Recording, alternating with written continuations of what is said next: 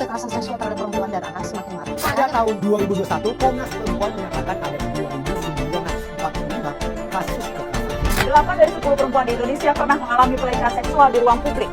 Makanya, siapapun bisa menjadi sasaran pelecehan. Kita tidak hanya bicara soal sentuhan, tapi juga apa yang disebut catcalling, stalking, melakukan paksaan kencan, pertanyaan yang terlalu pribadi atau sederet lainnya. Juga pelecehan melalui dunia maya lewat komentar-komentar yang tidak sepatutnya.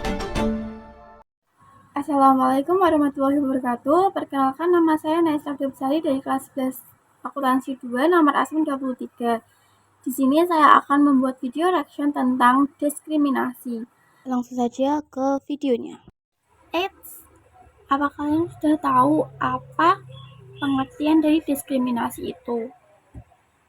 Kalau belum tahu, saya jelasin ya. Jadi diskriminasi adalah suatu perbuatan praktik atau kebijakan yang memperlakukan seseorang atau kelompok secara berbeda dan tidak adil atas dasar karakteristik dari seseorang. Nah, kalian sudah paham kan apa itu diskriminasi? Lalu saya akan menontonkan satu video dan kalian lihat ya.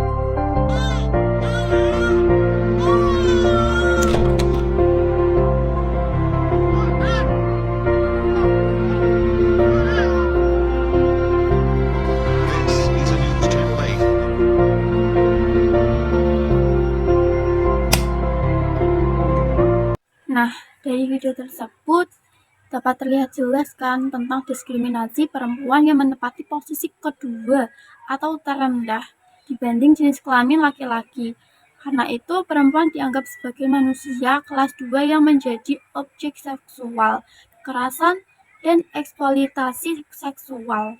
Diskriminasi jenis kelamin berdampak pada penempatan perempuan sebagai manusia yang berfungsi reproduksi semata, sekaligus dianggap rendah sehingga tidak mendapat pelayanan yang memadai.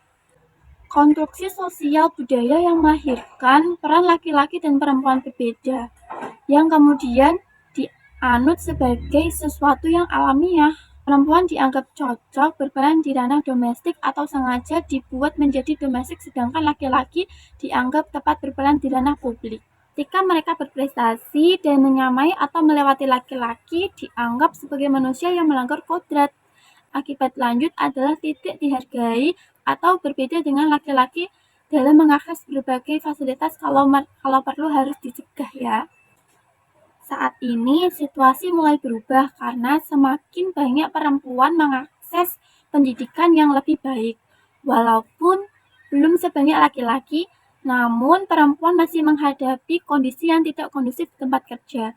Di berbagai tempat dan lembaga mereka dihambat oleh kekuasaan laki-laki yang tidak logis dan tidak rela disaingi laki-laki. Diskriminasi perempuan dalam bentuk apapun harus dihapuskan. Karena itu, penghargaan perempuan di tempat kerja harus ditempatkan pada level kemanusiaan dan prestasi, bukan komoditi atau hitungan ekonomi. Nah, kalau menurut saya sendiri, pemerintah bersama-sama dengan masyarakat perlu memberikan edukasi yang tepat tentang perbedaan gender dan jenis kelamin. Edukasi ini penting untuk memberikan pemahaman yang lebih baik mengenai peran sosial yang sesuai dengan gender masing-masing individu. Nah, cara untuk membangun kesetaraan gender itu gimana sih?